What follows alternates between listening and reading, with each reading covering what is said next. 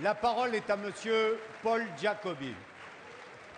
Monsieur le Premier ministre, le 2 octobre, je vous disais ici que la criminalité en Corse est par habitant 4 fois plus importante que dans les Bouches-du-Rhône. En 6 semaines, il s'est commis 4 nouveaux crimes, et même 5 depuis midi, dans notre île, dont 2 ont frappé l'opinion publique nationale parce que les victimes étaient respectivement un avocat de renom et le président de la Chambre de commerce de Corse du Sud. La venue des 2 ministres de l'Intérieur et de la Justice, quelques heures après l'assassinat du président Jacques Nasser, a été bien reçue parce que pour une fois, on a reconnu d'abord le devoir de la République de protéger les citoyens avant d'en appeler à leurs responsabilités et que l'on s'est abstenu de demander au peuple corse de régler lui-même cette question par je ne sais quelle rébellion parfaitement contraire à la République et à ses lois. Mesdames et messieurs, ce brouhaha, pour une question aussi grave, me paraît malvenu, car les Corses manifestent publiquement leur attachement à la justice et leurs représentants s'attachent à traiter les questions avec méthode et détermination.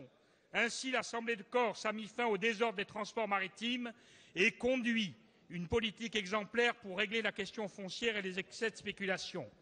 Votre gouvernement a annoncé de bonnes mesures relatives à la criminalité économique.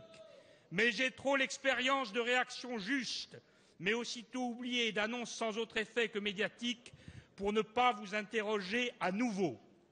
Monsieur le Premier ministre, combien de fois depuis 10 ans ai-je eu malheureusement à m'adresser à votre Assemblée à propos de la criminalité en Corse? Je mesure le risque qui est le mien à nouveau. J'ai déjà reçu il y a 2 ans le plus tragique des avertissements, sans changer pour autant les habitudes d'une vie réglée et limpide, ni renoncer à mon devoir de liberté. C'est au nom de ces valeurs que je vous demande, Monsieur le Premier ministre, d'informer cette Assemblée de ce que vous avez décidé de faire pour que la République... Monsieur le ministre de la Justice, Christiane Taubira.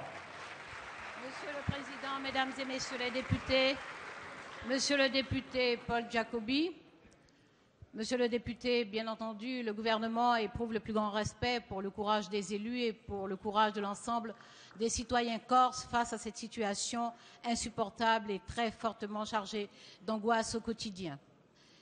Vous savez que la criminalité en Corse et la délinquance d'une façon générale observent une courbe persistante, liée à des rivalités d'influence et aussi à des pratiques dont le caractère mafieux semble établi. 30% des assassinats perpétrés sur l'ensemble du territoire viennent de la Corse. Nous avons eu l'impression ces 2 dernières années que les chiffres se tassaient. Mais les chiffres, c'est néanmoins des vies humaines qui sont arrachées aux familles et c'est systématiquement un défi adressé à l'État. Le Premier ministre a décidé le 22 octobre de créer un comité interministériel placé sous son autorité directe.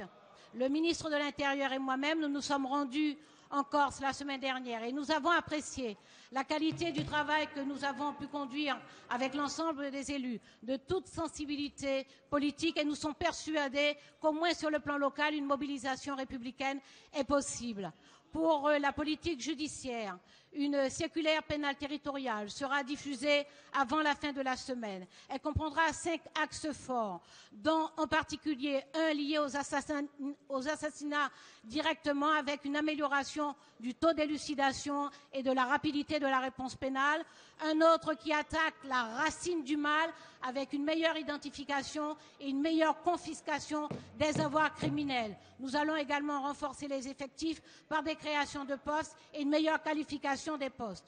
Nous comptons sur l'ensemble des Corses et sur l'ensemble des élus. Merci, Madame la Ministre.